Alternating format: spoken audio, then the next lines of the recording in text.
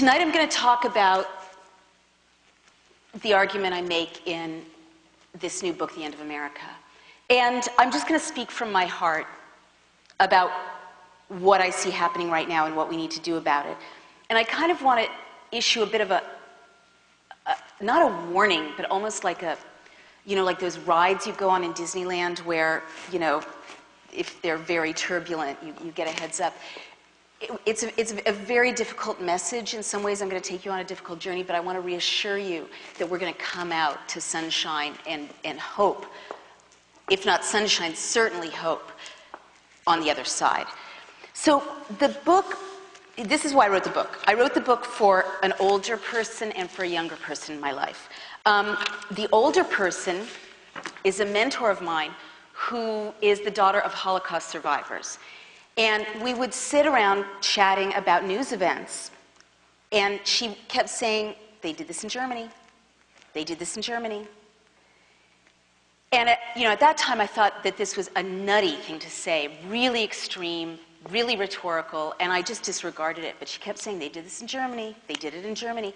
And she wasn't talking about the later years, National Socialist outcomes. She was talking about the early years, 1930, 1931, 1932, when Germany was a modern parliamentary democracy, a fragile one, but it would have been very recognizable to us.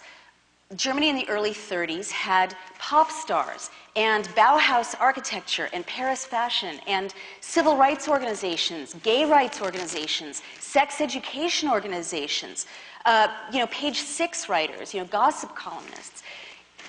And it was a democracy. And so she was talking about the very early pressures on a democracy, legal pressures on a democracy, by people who were intent on closing down that democracy. And I kept sort of brushing this off, but finally she sat me down and she gave me a stack of books and she almost physically said, read. And I started reading. And honestly, my hair stood on end because I saw that she was right. She wasn't being rhetorical at all. That in fact, not only were there tactical echoes from the past, but that what I was seeing was actual scenes recurring, imagery recurring, language, sound bites recurring in modern events in America. So then I began reading even more about how democracies close down or how would-be despots crack down on the democracy movement. So I read about Italy in the 20s, and as always, Mussolini was the great innovator. He sort of pioneered this technology of closing down a modern democracy. I read about Germany in the 30s, as I mentioned, about Russia in the 30s, about East Germany in the 50s, Czechoslovakia in the 60s, Pinochet's coup in Chile, and I read about the Chinese crackdown on the democracy movement at the end of the 80s. And what became completely clear to me is that every would-be despot, every would-be dictator, whether they're on the left or the right, does the same 10 things. There's a blueprint to closing down an open society or crushing a democracy movement. And that, Mussolini kind of drafted this blueprint, and then Hitler studied Mussolini, Stalin studied Hitler, Hitler studied Stalin. The great dictators all kind of perfected it from one another.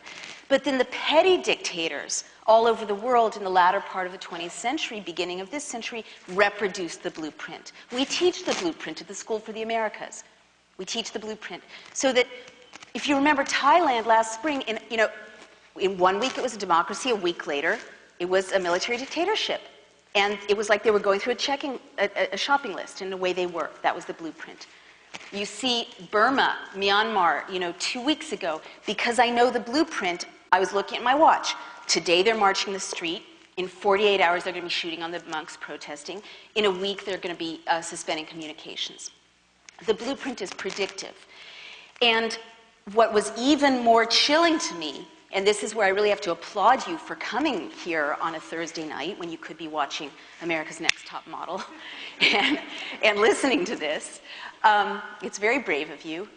What became clear to me is that each of these 10 steps, these 10 classic steps that every would-be dictator puts in place are underway right now in the United States.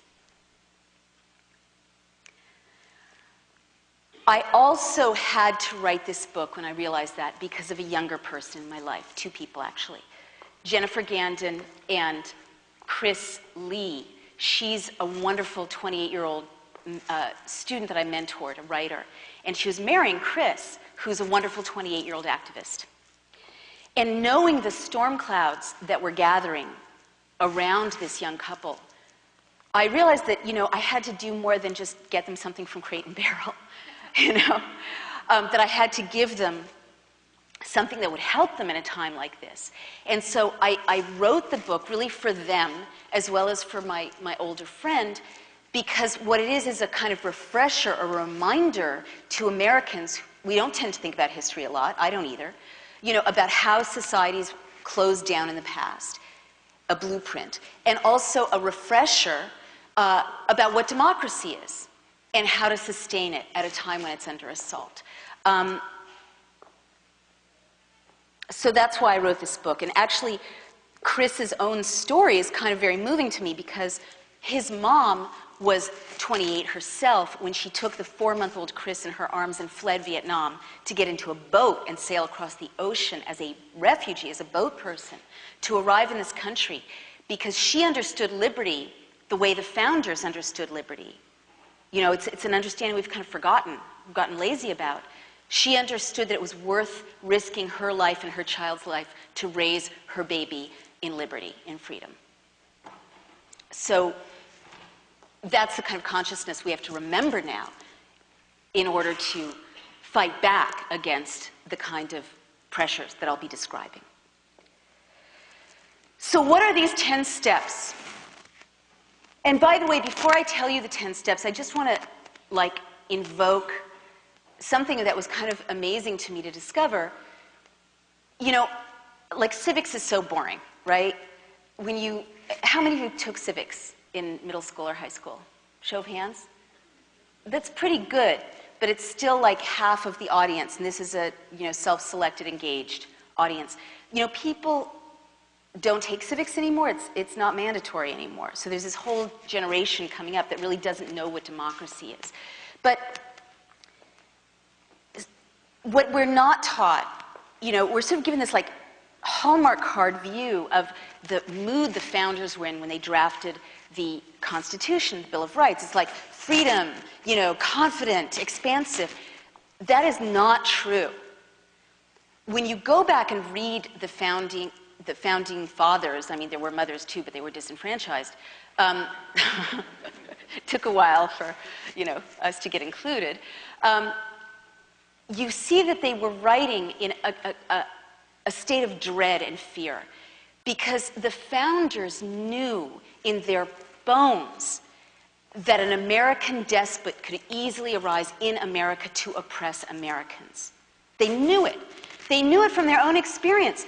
They had fled, or their parents had fled, countries where, like in England, Tom Paine was tried for sedition, for writing The Rights of Man. He could have been hanged by the Crown for writing that book. Countries where Quakers were tortured by the state for their beliefs. That's why they came to Philadelphia. And so the founders, in their hearts and their lived experiences knew what tyranny was. And so they wanted to create a place where you were safe from that kind of oppression. And that's why they set our system of checks and balances as they did. Checks and balances, what a boring term, right? I mean, we are not taught that this system is this sexy, passionate, amazing, inspiring concept, this radical vision of human self-determination. But they knew without a doubt that it was human nature to abuse power if power was unchecked, and that was why these checks and balances were so important. So what are these 10 steps that so profoundly assault the founders' vision and put us at risk? The first thing every would-be dictator does is to invoke a terrifying internal and external threat. And very often this threat can be real, and they'll hype it or use it manipulatively. For example, Stalin talked about sleeper cells. Who's heard that term in the last 6 years? Right? Right. Now, had you heard that term in the 80s or 90s? I hadn't. What are sleeper cells? Stalin said sleeper cells are capitalist agents, meaning us, capitalist terrorists, who were dressing like Soviet citizens, acting like Soviet citizens, hiding among good Soviet citizens sneakily, waiting for the moment, perhaps for years, when at a signal they would rise up and create anti-Soviet terrorist mayhem. Right? So this was a hyped threat, didn't exist.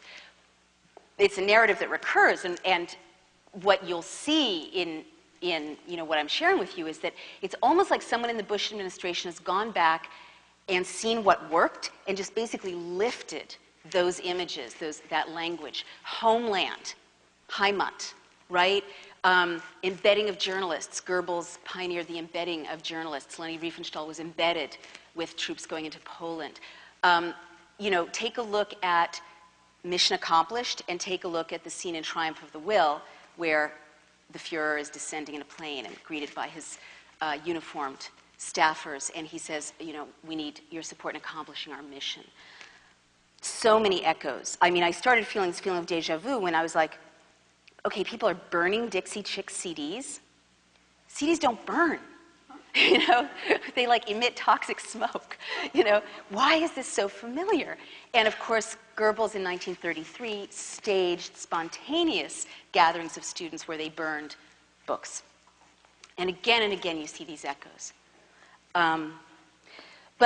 So Stalin's was a hyped threat, but Pinochet told Chileans in 1973 about a real threat. There were really armed insurgents, but then he hyped it with fake documents, which is something despots often do. And remember, we saw fake documents when the White House showed the yellow cake documents that there's a whole book saying everyone's like, no, they're fake, they're fake. But they said, oh, Niger is buying uranium. I'm sorry, Iraq is buying uranium from Niger. We can't wait for the smoking gun to come in the form of a mushroom cloud. And so we were duped into invading Iraq. So similarly, Pinochet held up what he called Plan Z, fake documents that purported to show that these armed insurgents were going to blow up all this infrastructure and assassinate all these leaders at once. Fake, but it terrified Chilean citizens so that they didn't fight hard for their democracy when the coup was attempted. The second thing a would-be despot always does is to create a secret prison system where torture takes place that is outside the rule of law. And very often, they will also establish military tribunals that strip prisoners of due process.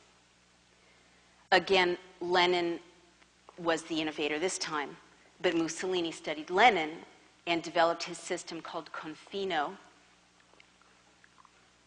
Hitler studied Stalin and developed the People's Court system. I beg your pardon, Hitler studied Mussolini with the People's Court system, and Stalin studied Hitler.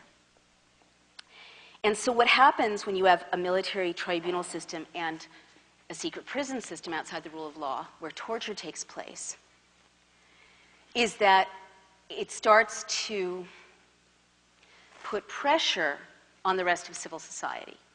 And I'll tell you how. Now, this is really difficult. But this is like, I've started to offer $50,000 for anyone who can do this, even though I don't happen to have $50,000 handy. But I invite you to name a society that created a secret prison system outside the rule of law where torture takes place that didn't sooner or later turn the abuse against its own citizens.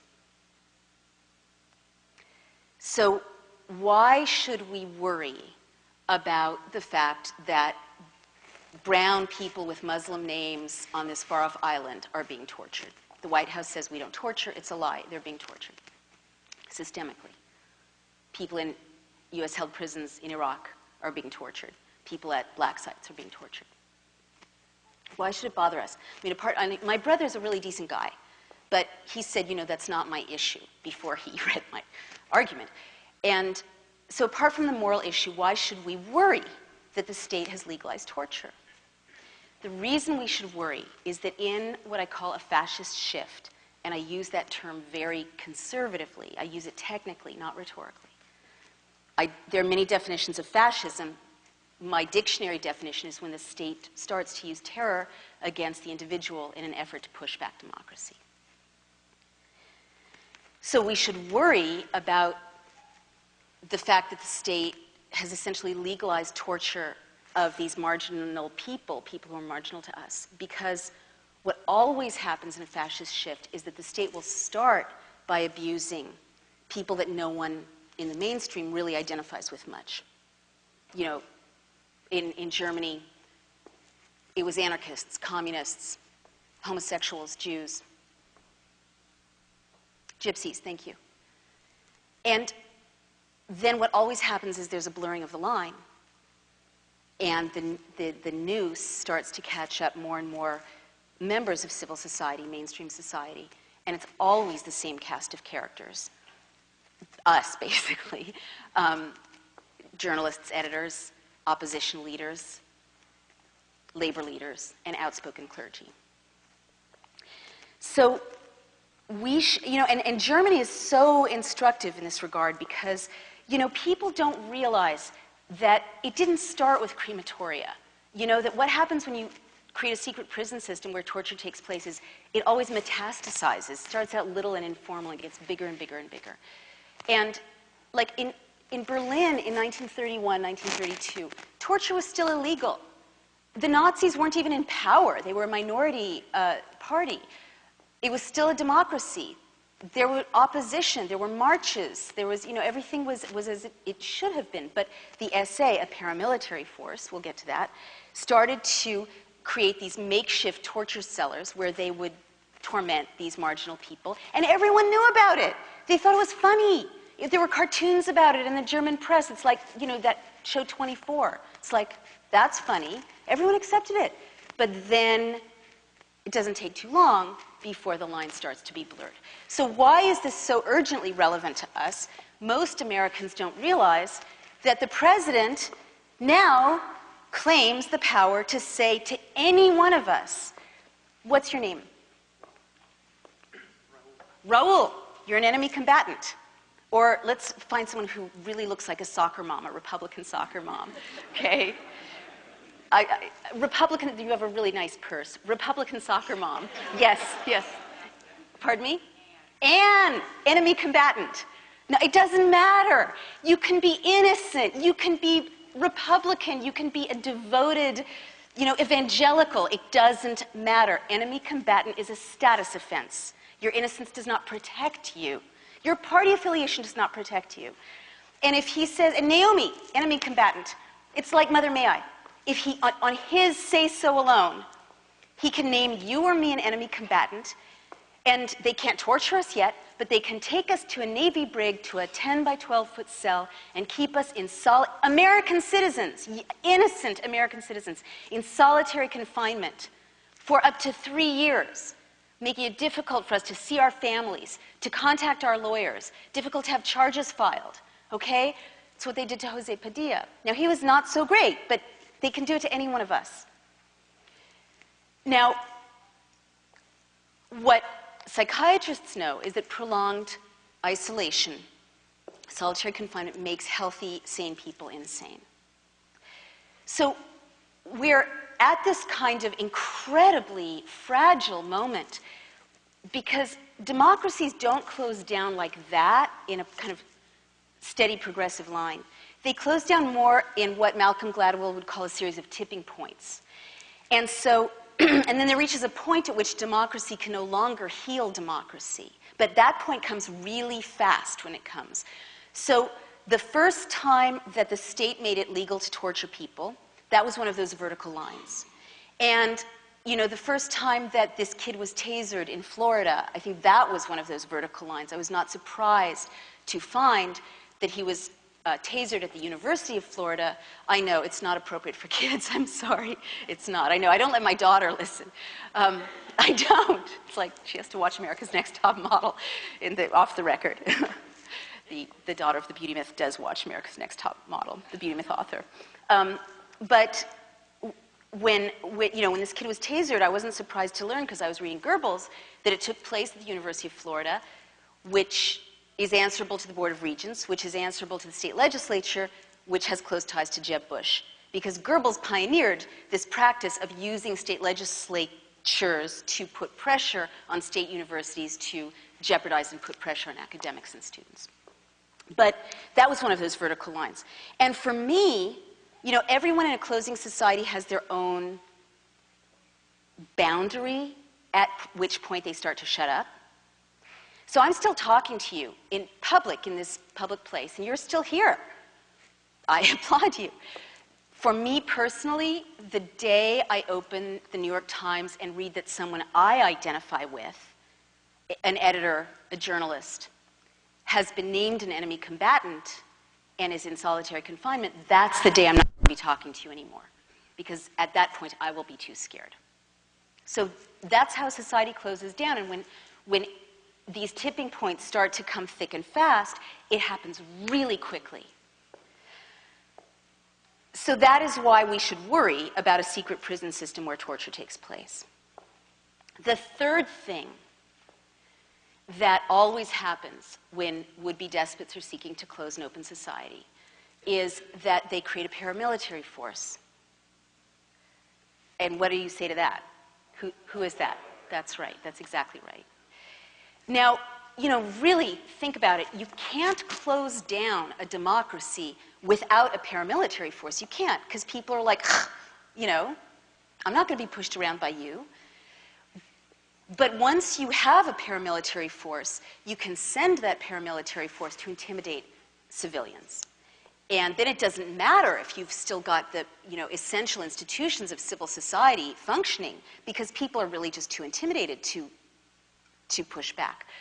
This is what happened. Like, people forget Italy was a democracy, a working parliamentary democracy, when Mussolini started to send what he called Arditi black shirts, paramilitary guys, out to scare and intimidate civilians. You know, last summer in the Portland airport, people were asked by TSA officials, Transportation Security Administration officials, to drink baby formula and even human breast milk. Remember that? After the scare about the guy who was carrying liquids onto the plane. So this was a familiar scene to me. This was one of those echoes, because Mussolini, the black shirts forced civilians to drink emetics, like laxatives, at gunpoint, and this was so intimidating, it worked so well that Hitler imitated it, and the brown shirts forced people to drink gross liquids. And, you know, this is a new scene for America, armed agents forcing people to drink gross liquids at gunpoint. But when you know, look at Germany too, you know, they weren't a majority party when the brown shirts were sent to intimidate civilians, to bully people, beat people. So right now, and by the way, the founders, like, why do we have the Second Amendment? Gosh, no, it just makes me crazy. This is what makes me crazy. We're in an era when ordinary people feel separated from the Constitution, the Bill of Rights. I did. You know, I have a good education, and I had to, like, sit a lawyer friend down. I mean, like, literally sit a lawyer friend down and say, okay, you have to explain to me what due process means. What is due process, like, beginning to end? Because what is due process? Like, who knows exactly what due process is? And we're all really well educated. Notice and opportunity. Pardon me? Notice and opportunity. Notice and opportunity, that's right. So we're in a time when, like, this professional class of pundits and politicians and constitutional scholars are tasked, or task themselves with worrying about the Constitution, worrying about liberty. And we're told, don't worry about it. You know, it's not your business. So I didn't even know how the Second Amendment worked or why it protected me until I did this reading. And the founders knew the danger that a paramilitary force poses to civilians, because King George's men were wandering around bullying colonists, breaking into their homes.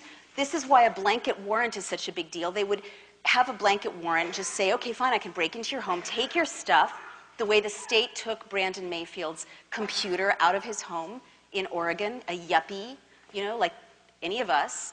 And I say that in quotation marks, but he was like a total mainstream American, innocent guy. They broke into his home, went through his kid's stuff, took his stuff. And the founders knew, you know, that these mercenaries were, like, harassing women, molesting women, scaring and intimidating civilians. So they said, you can't have a standing army that's not answerable to the people. So Blackwater is now in the news. It has close ties to the White House. And Blackwater is in the news right now in Iraq for massacring 17 civilians 2 or 3 weeks ago. And they got a slap on the wrist. But what most Americans don't know is that Blackwater is already operating on Main Street, USA. They were invited by the Department of Homeland Security to patrol the streets of New Orleans in the wake of Katrina. And they just got a $1 billion contract to work more intimately in the United States. Their business plan calls for increased deployment in America in the event of a natural disaster or a public emergency. And the Defense Authorization Act of 2007 makes it easier for the president on his say-so alone to declare a public emergency, because he says there's a public emergency. Not only that, but a new law has made it easier for the president to declare martial law by federalizing the National Guard. Now, the National Guard is supposed to be answerable to the people, to governors, right? The president can now take the National Guard of Alabama and send them here to Washington State and deploy them to enact curfew and martial law here in Washington State over the objections of the governors of Alabama and Washington State, and not tell Congress about it till after the fact. So this is exactly what the founders were trying to go, no, no, you can't do this. This is a catastrophe. The fourth thing, and then I'll just zip ahead because these are, hard to absorb. The fourth thing that a would-be dictator always does is to create a surveillance apparatus aimed at ordinary citizens. Now, it doesn't take much for this kind of surveillance apparatus to be effective. In East Germany, everyone thought they had a Stasi file, but only 10% of the people actually did turn out to have a Stasi file. You don't need to surveil everyone in order, if everyone thinks they're being surveilled, that's inhibiting. Why is this so, personally freaking out to me, this surveillance? And by the way, this is driven by a profit motive. America isn't driven by ideologies the way that Italy or Germany were. But America is driven by profit very often. And it's quite extraordinary. When the Berlin Wall fell, the third of the US economy that is defense manufacturing was facing a declining market share because we lost our global enemy. And what do you have to do if you're losing a global enemy and you're the defense industry? Make a new enemy, exactly. They were looking at a real economic catastrophe unless they could hype a new enemy, enter the global war on terror. And what happened was that these weapons manufacturers who used to make Cold War weapons shifted their manufacturing to what's called the security industrial complex technologies, surveillance and security. And they have lobbyists, and their lobbyists work closely with Homeland Security.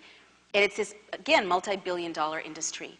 And so the best way to make sure that you're going to have continued profits is not just to hype a relatively minor enemy, serious but minor, the way that England and Spain sees the terror threat as serious but not a global war, right? Gordon Brown has said it's a crime, not a cause. It's not a global war.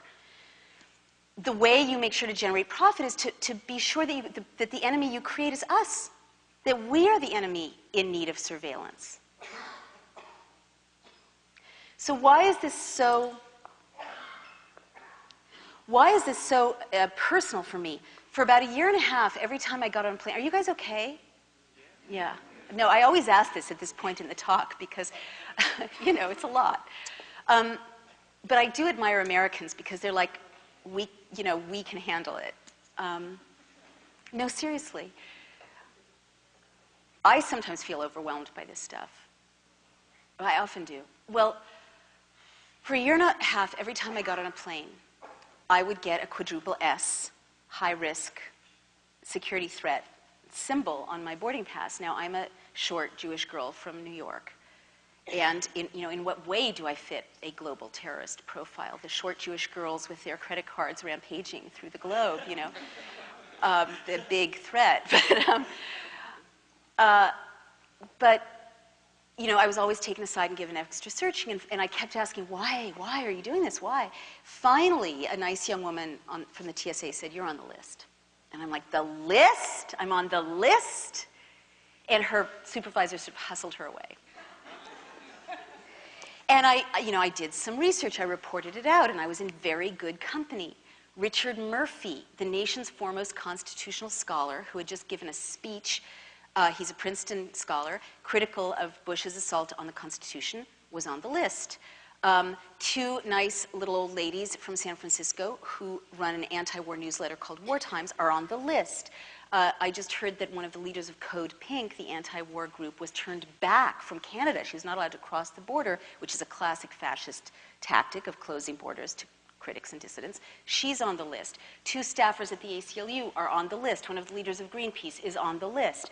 I get these emails I can't bear to open. A decorated war hero started crying when I spoke to him 2 days ago when I was in Denver, because he'd flown all these combat missions. He was so brave, but he broke down when he was describing how not only is he on the list for having criticized the administration, his family's on the list. His 15-year-old child is on the list.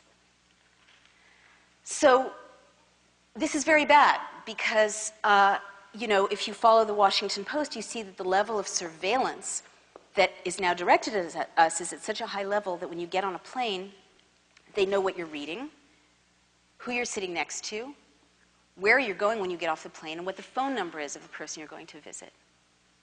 It's gotten to the point where before I got into the line for security at LaGuardia, I realized I was carrying a copy of Tara McKelvey's book Monstering, which is about CIA interrogations, and some of it is classified information. As all good reporting is based on classified information.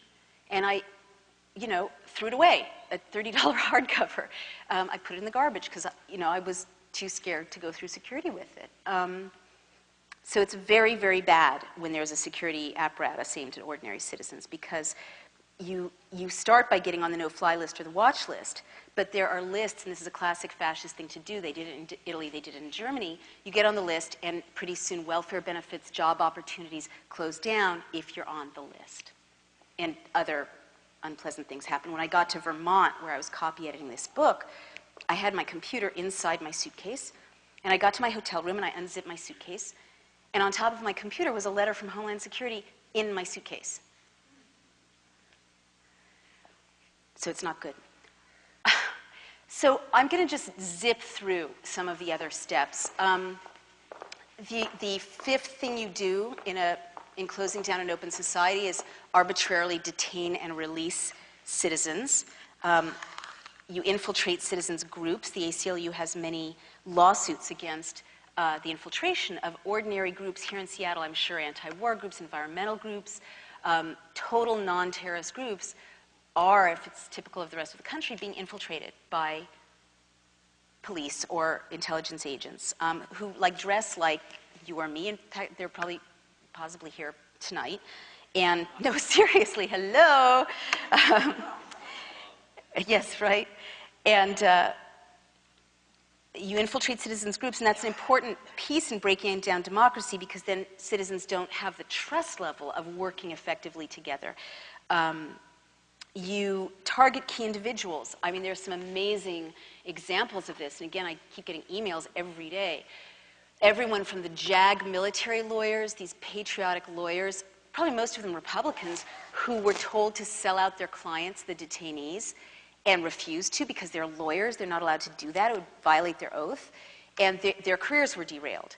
To Bill Maher, who said one thing, and pressure was put on CBS, on his parent company to fire him. To Dan Rather, who just brought a $70 million lawsuit against Viacom for being ousted because of White House pressure.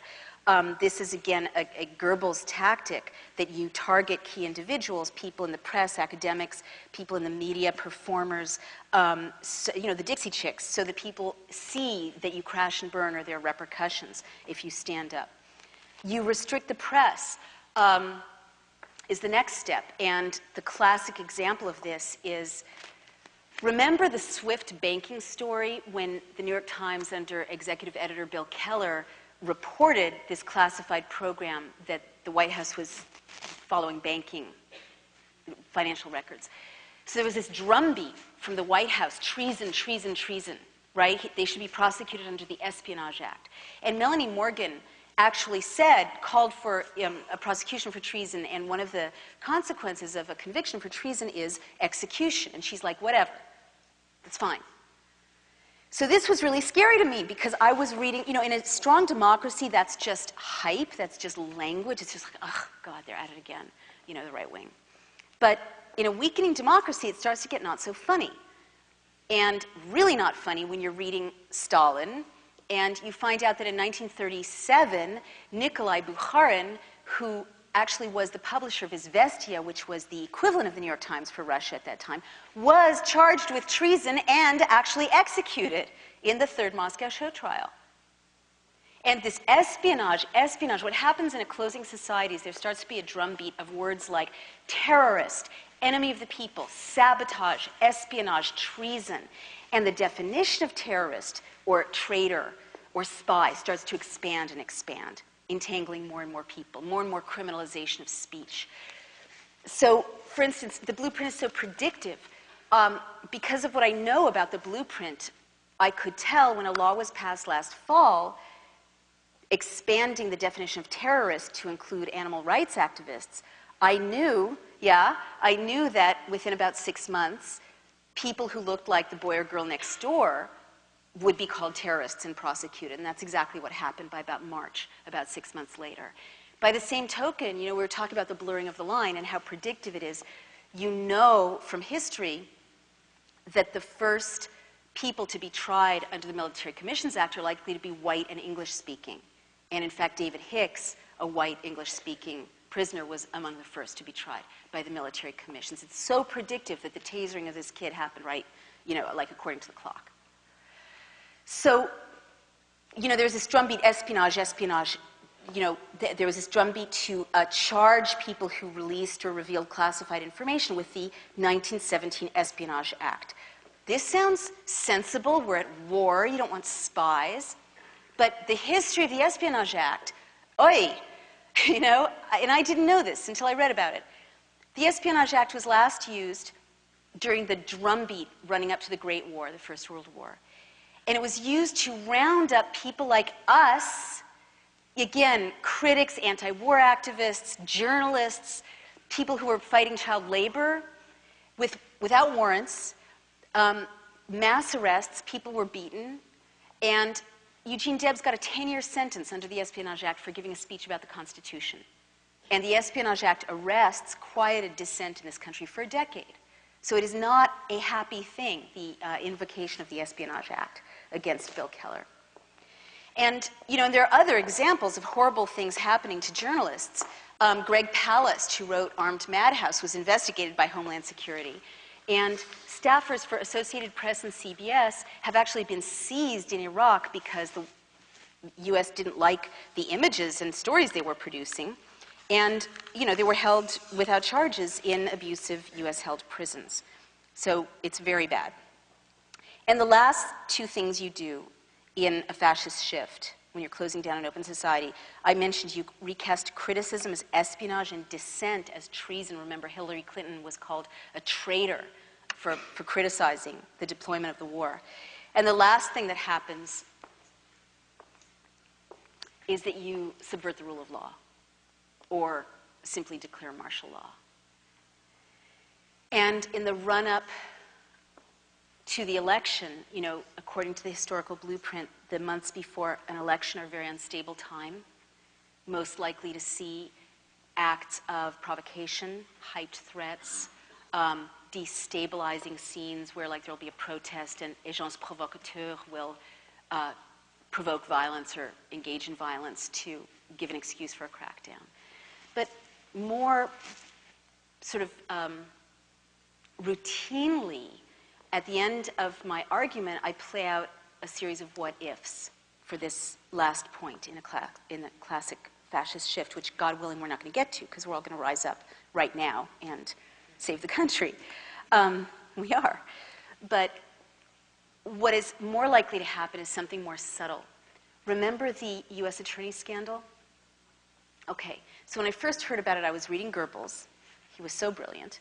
And, you know, I said I bet those attorneys were in swing states. And it's not that I'm that smart, it's that I know the blueprint. And in fact, they were in swing states, and in fact, the emails that the White House is not turning over to Congress will show that one of the scenarios they were playing around with was firing all of the U.S. attorneys all at once in a kind of mass purge, Night of the Long Knives. So had they done that, and they would have gotten away with it if a blogger hadn't sounded the alarm, we would already be looking at the end of America, because the U.S. attorneys decide to prosecute voting rights groups, for instance. In a close election, if your cronies are the ones making the decisions, it's pretty much over, even without a coup, a violent coup. And we have this, like, wrong notion of what a closed society looks like. A closed society doesn't look like marching, goose-stepping columns or crematoria in the distance. It almost never looks like that. Once in history, it looked like that. A closed society, even a violent military dictatorship, really has a lot of the trappings of civil society. There are still elections. They're just corrupted. Tyrants love holding elections. It validates them. Hitler held elections. 99% of the Austrians voted ja to their own annexation because there were brown shirts outside the voting booth menacing the people who were counting the vote. Do you guys remember the reports of Republican staffers, young men dressed identically, menacing people counting the vote in Florida? There are still elections in a closed society. They're just corrupted. There's a changing of the guard. And Giuliani is clearly the designated successor. But it's the same cabal in power, essentially. There's still a judiciary in a closed society. They're just not free to adjudicate freely and go against the regime. There's still academics. They're just watching what they say. There's still newspapers. You just know exactly how far to push an inquiry. So at the end of this scenario, there are a series of what-ifs that are very plausible to close down our society further leading up to the election. So now I've completely bummed you out. So now I'm going to shift to what we can do, what we have to do. I mean, this is a really important moment because the window is closing. But history shows that at a moment like this, if millions of people wake up in time and push back, they can push democracy forward and unseat tyrants. And there are amazing, inspirational stories that are evidence of this in the democracy movements that brought down the Berlin Wall, people power in the Philippines. All over the world, when millions of people push back, they can unseat tyrants, especially in a weakened democracy like ours that is still not closed. But it takes a democracy movement right now. We have no time to waste. It takes millions of people rising up and insisting on restoring the rule of law.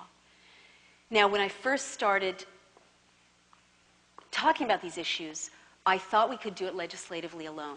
And a few other leaders, or a few leaders and myself, started what is called the American Freedom Campaign, which is a grassroots democracy movement aimed at confronting these abuses and restoring democracy in time to save us. And we started out with nothing, and now we have almost 5 million members in our various partner organizations. And we're aiming at 10 or 20 million. And we got commitments from all the candidates to restore the Constitution. All the candidates on the Democratic side, Hillary and Obama, were the last holdouts, but they just signed or gave language. And now we're going to the Republicans. Only Ron Paul has signed right now. Yeah, I know. But this is not enough, I now realize. The violence is escalating. You know, the thing about a fascist shift is that when people start to wake up, that's when they start to crack down harder. And I'm very worried about these reports of massacres in Iraq. Very, very worried, reading today that the State Department is protecting Blackwater in Iraq from being investigated. And I'm very worried about these tasering scenes and scenes of people being pepper sprayed and scenes of women being dragged away in the Phoenix airport that keep showing up on AOL in eerily good video. Because again, National Socialists created a lot of footage of atrocities early on to freak people out and intimidate them. So what I'm saying is we need to ratchet up our efforts even as they ratchet up the violence or the suppression. And now, at this point, I am persuaded by the historical record that a national uprising to restore democracy is incredibly urgent, but that it's going to take more than that. And I never thought I'd say this. I didn't think impeachment was a good idea when I began this journey because it's so destabilizing. But what we're faced with if we don't is so much more destabilizing. I think there's no alternative, and history shows that it's not enough to impeach criminals and murderers, that you have to put them behind bars. So I think we need to prosecute for treason.